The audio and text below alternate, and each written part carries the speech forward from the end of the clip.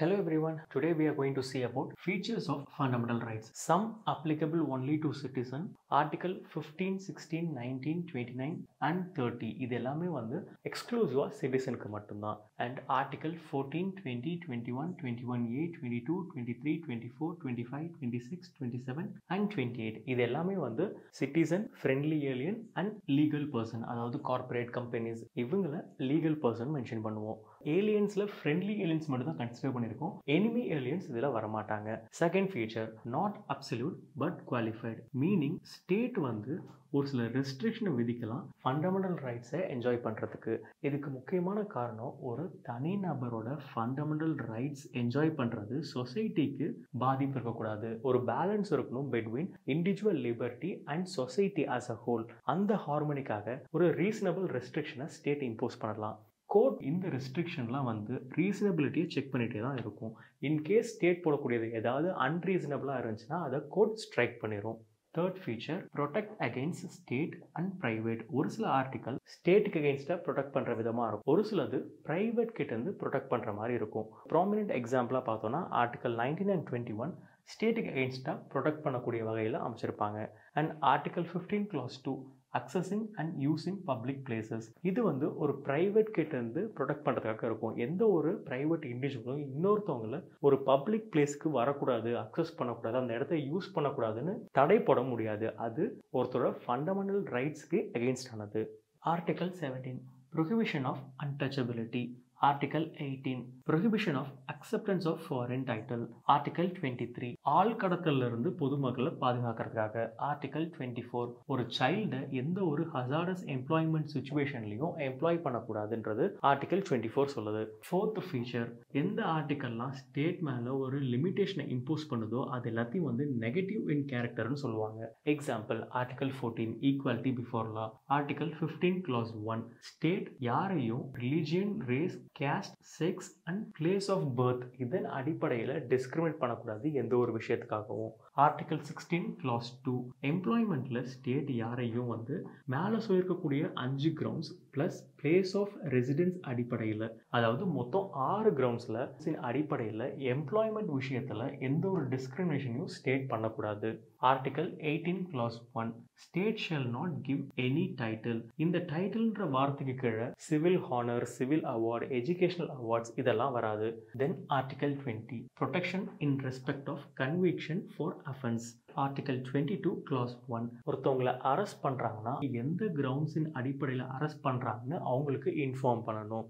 And second thing, அவருக்கு விருப்பமான legal practitioner, அதாவது லாயரை கன்சல்ட் பண்றதுக்கும் அந்த லாயரை வச்சு தன்னை டிஃபெண்ட் பண்ணிக்கிறதுக்கும் அனுமதிக்கணும். இதுவும் ஒருத்தரோட fundamental rights. Then article 28 clause 1 state ஃபண்ட்ல ரன் ஆகக்கூடிய எந்த ஒரு எஜுகேஷனல் இன்ஸ்டிடியூட்லையும் ரிலீஜியஸ் இன்ஸ்ட்ரக்ஷன்ஸ் எதுவும் கொடுக்கக்கூடாது.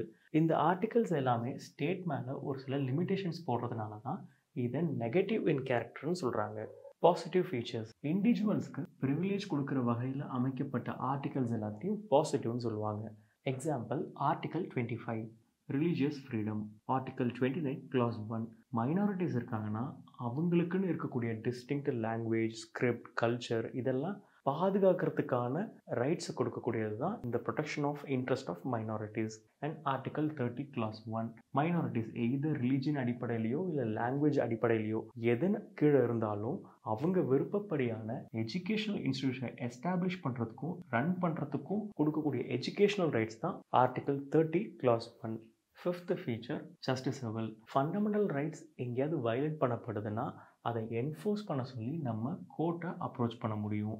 Sixth feature, fundamental rights are defended and guaranteed by the supreme court. Fundamental rights violate பண்ணப்படுது, ஒருத்தருக்கு ஃபண்டமெண்டல் ரைட்ஸ் கிடைக்கலன்னா த்ரூ அப்பீல் தான் சுப்ரீம் கோர்ட்டுக்கு போகணுன்ற அவசியம் கிடையாது. டைரக்டாகவே அவங்க சுப்ரீம் கோர்ட்டை அப்ரோச் பண்ண முடியும்.